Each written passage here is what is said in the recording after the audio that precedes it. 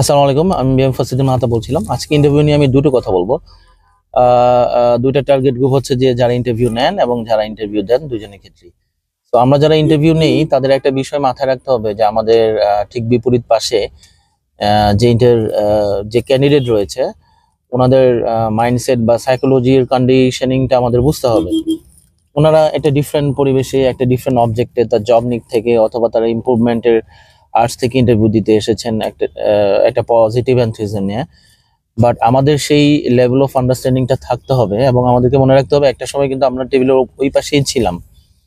হয়তো কালের বিবর্তনে আমাদের পরিশ্রম, মেধা অথবা ধারাবাহিকতার কারণে হয়তো আজকে আমরা টেবিলের এই পাশটায় আছি। সো তাদেরকে কথা বলার সুযোগ দিতে হবে, তাদের আন্ডারস্ট্যান্ডিং লেভেল টা বুঝতে হবে, এট দ্য সেম টাইম তাদেরকে সময়টা দিতে হবে। বিকজ আমরা জানি যে কি ধরনের সমস্যার মধ্যে পড়তে হয় মানে ইন্টারভিউ দিতে গিয়ে অ্যাজ এ ক্যান্ডিডেট।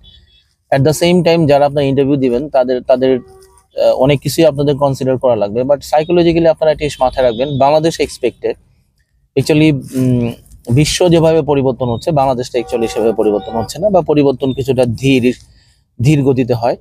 সো আবেগপ্রবণ হয়ে আপনার দুর্বলতার কথা, যেমন এরিয়া প্রেফারেন্স অথবা আপনার ফ্যামিলিক্যাল হিস্ট্রি, এইসব বিষয়ে কথা বলতে যাবেন না। খুব স্ট্রিক্ট থাকেন, খুব স্ট্রেট থাকেন। আপনার এক্সাক্ট যতটুকু জানেন, আপনার ওয়ার্কিং এক্সপিরিয়েন্স অথবা আপনার এডুকেশনাল অথবা আপনার প্রফেশনাল কোয়ালিফিকেশন যতটুকু সাপোর্ট দেয় এক্স্যাক্টলি অতটুকুই বলেন। এক্সট্রা অতিরিক্ত কোনো বিষয়ে অপ্রাসঙ্গিক, অসামঞ্জস্য অথবা আবেগপ্রবণ হয়ে কোনো ধরনের কথা বলতে যাবেন না, যেটা পরবর্তীতে আপনার জন্যই বুমেরাং হয়ে দাঁড়ায়। সো যারা ইন্টারভিউ নেই তাদের এমপ্যাথির একটা ব্যাপার আমাদের রয়ে গেছে, সেই জায়গাটা আমাদের ডেভেলপমেন্টের একটি ইস্যু রয়েছে।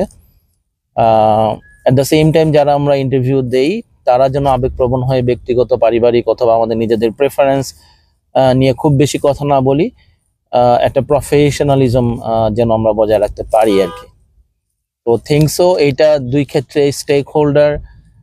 দু ধরনের স্টেক হোল্ডারকেই কভার করবে এবং একটা উইন উইন সিচুয়েশন থাকবে। আপনাদের সবার জন্য শুভকামনা। ধন্যবাদ।